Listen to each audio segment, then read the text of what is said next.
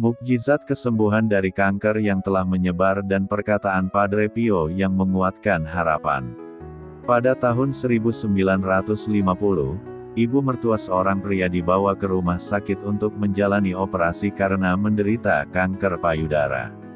Setelah operasi awal, beberapa bulan kemudian, ia kembali harus menjalani operasi untuk mengangkat payudara kanannya.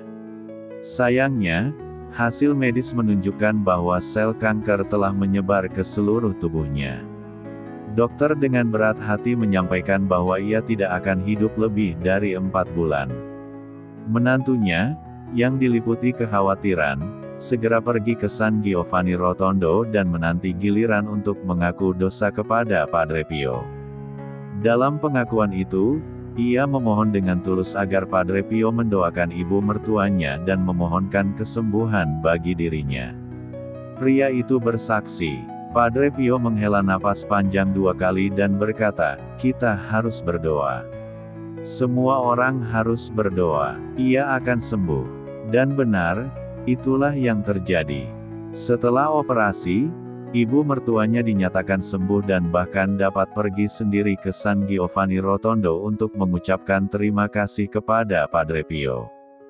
Dengan senyum yang hangat, Padre Pio menyambutnya dan berkata, "Pergilah dengan tenang, putriku. Pergilah dengan tenang." Alih-alih hanya bertahan 4 bulan seperti yang diperkirakan dokter, ibu mertuanya hidup selama 19 tahun lagi.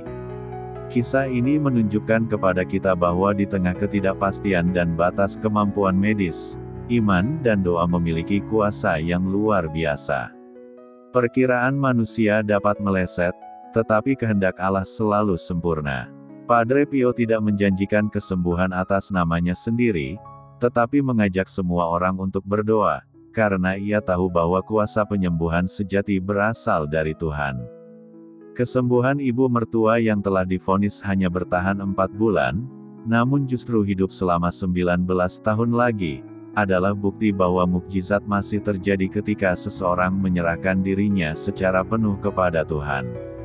Seringkali kita hanya melihat kemungkinan dari kacamata duniawi, namun Allah menghendaki agar kita juga melihat dengan mata iman. Kesembuhan bukan hanya soal pulih secara jasmani, melainkan juga tentang penghiburan rohani dan damai dalam hati yang datang darinya.